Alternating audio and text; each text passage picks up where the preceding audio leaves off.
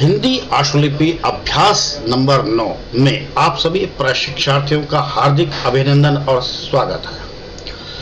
यह डिक्टेशन 160 शब्द प्रति मिनट की गति से रिकॉर्ड की जा रही है। जो भी अभ्यर्थी या जो भी प्रशिक्षार्थी लोकसभा, राज्यसभा या राज्यों की विधानसभाओं में रिपोर्टर पद हेतु तैयारी कर रहे हैं, उनके लिए यह डिक्टेशन लाभदायक रहेगी। जो भी प्रशिक्षार्थी रिपोर्टर की तैयारी कर रहे हैं, उनके लिए इस डिक्टेशन के अंत में एक वर्कबुक भी तैयार की हुई है और इसके साथ ही मानक प्रणाली पर आधारित आउटलाइन भी लिखी हुई है। प्रशिक्षार्थी वर्कबुक और मानक प्रणाली पर आधारित लिखी आउटलाइन का भी लाभ ले सकते हैं। इसके अलावा प्रशिक्षार्थियों को कहना चाहूंगा कि अगर आपने अपनी गति बढ़ानी है तो आउटलाइन को छोटा से छोटा लिखें और इसके अलावा अधिक से अधिक वाक्यांशों, शब्द चिन्हों और संक्षिप्त रेखाक्षरों का प्रयोग करें। तो आइए लिखते हैं डिक्टेशन।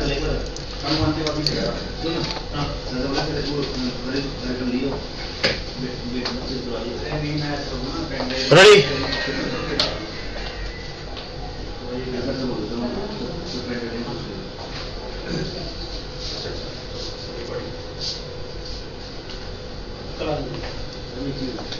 बिरड़ी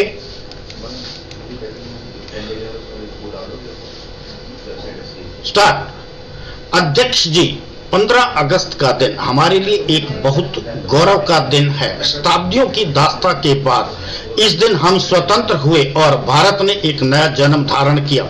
सत्ता का हस्तांतरण सद्भावना और मैत्री के वातावरण में हुआ, परंतु भारत के विभाजित होने के बाद लोगों का जो स्थानांतरण हुआ वह बड़ा दर्दनाक था। ये सब बातें हुई और देश जनतंत्रीय पद्धति के आधार पर आगे बढ़ने लगा। जनतंत्रीय पद्धति में जनमत का राज्य होता है। कुछ लोगों की हुकूमत या किसी एक या दो का हुक्म नहीं चलता। चाहे कोई जाति अल्पसंख्यक हो या बहुसंख्यक, चाहे कोई जाति हिंदू हो या मुसलमान, सभी को समान अधिकार प्राप्त होते हैं। सर्वसम्मति से प्रस्ताव पास किए जाते हैं और उन्हीं के मुताबिक संविधान के अनुसार शासन व्यवस्था चलती है। आज के दिन हमें गत वर्ष के कार्यों का सिंहावलोकन करना चाहिए और यह शपथ ग्रहण करनी चाहिए कि देश से गरीबी दूर करने के लिए अहिंसात्मक और शांतिपूर्ण संघर्ष जारी रखेंगे। इस वर्ष बहुत सी महत्वपूर्ण घटनाएं हुई।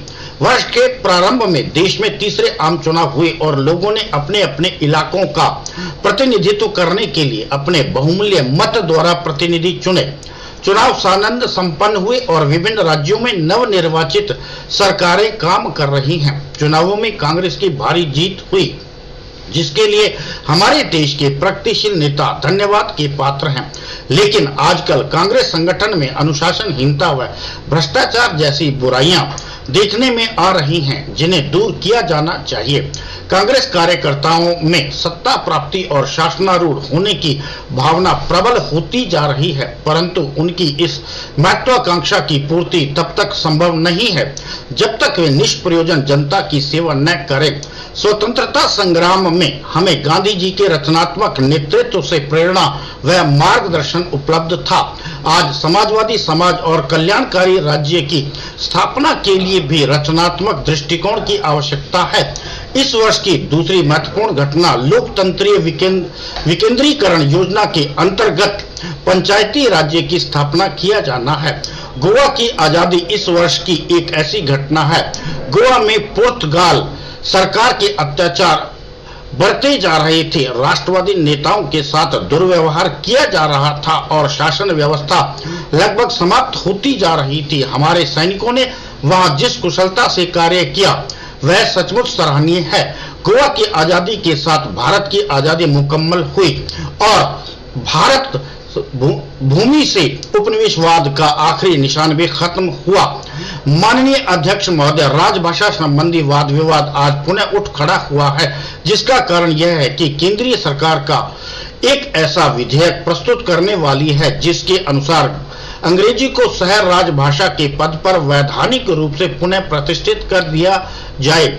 संविधान के अनुसार अंग्रेजी भाषा को 1965 के बाद सरकारी भाषा के रूप में जारी रखना असंवैधानिक होगा। देश के राजनीतिज्ञों को चाहिए कि वे हिंदी की प्रकृति में साथ हस्तक्षेप करते हुए कोई ऐसा निदान खोजें जिससे सभी वर्ग संतुष्ट हों। इस वर्ष की एक अफसोसनाक बात सांप्रदायिक दंगे हैं जिनमें विद्यार्थियों ने भी भाग लिया। इस तरह की बातों से हम कमजोर होते हैं और देश बदनाम होता है और दूसरों को हम पर नुक्ताचीनी करने का अवसर मिलता है। जो लोग देश में सांप्रदायिकता और राष्ट्र विरोधी तत्वों को बढ़ावा देते हैं वे देश के दुश्मन हैं। हमें इस तरह की बातों से बचना चाहिए और देश सेवा तथा राष्ट्रीयता की भावना को सर्वोपरि रखना चाहिए।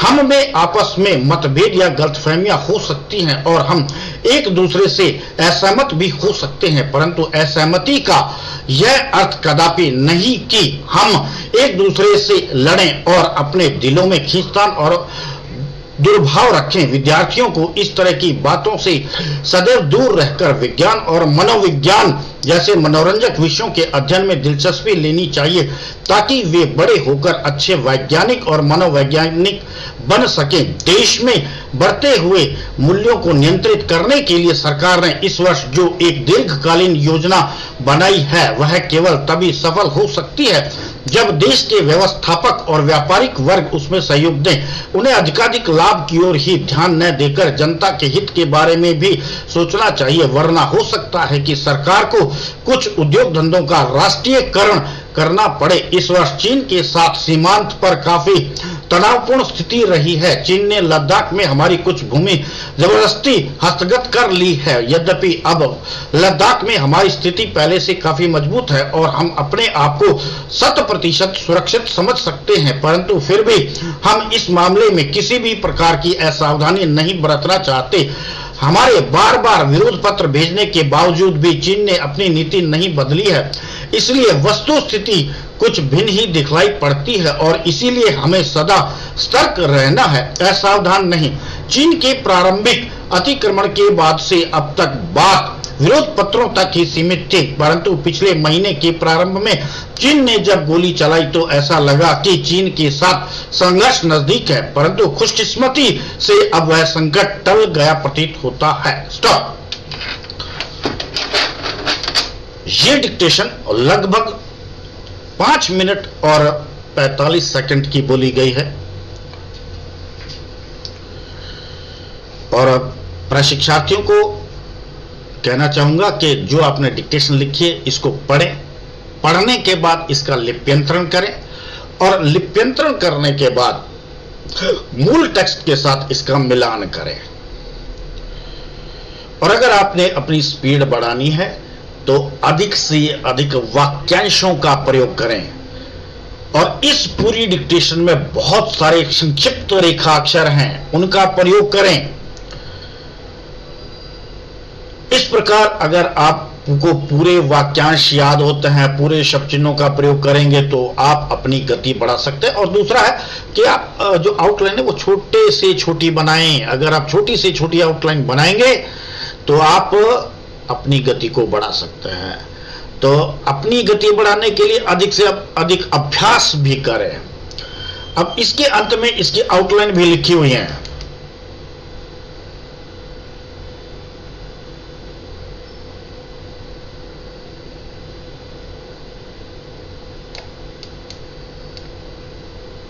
इसकी आउटलाइन भी लिखी हुई है। जिन भी प्रशिक्षार्थियों को यह वर्कबुक की आवश्यकता हो इस वर्कबुक को मंगा सकते हैं। इसके अलावा इसकी लिखी हुई है जो कि मानक प्रणाली पर आधारित हैं। इसमें बहुत सारे संक्षिप्त रेखाक्षर हैं जिनका प्रयोग किया गया है, वाक्यांशों का प्रयोग किया गया है। प्रशिक्षार्थी इनका भी लाभ उठा सकते हैं।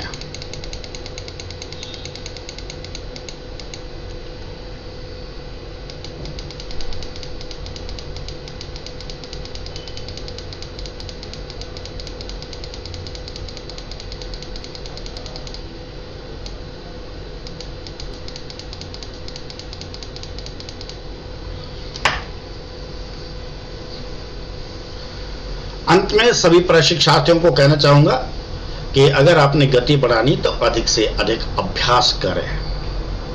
अभ्यास आपका ऐसा होना चाहिए कि आपकी आउटलाइन साफ बननी चाहिए, सजीव बननी चाहिए, अच्छी बननी चाहिए, ताकि आपको पढ़ने में आसानी रहे। अंत में सभी प्रशिक्षार्थियों का धन्यवाद। नमस्ते, जय हिंद, जय हिंद।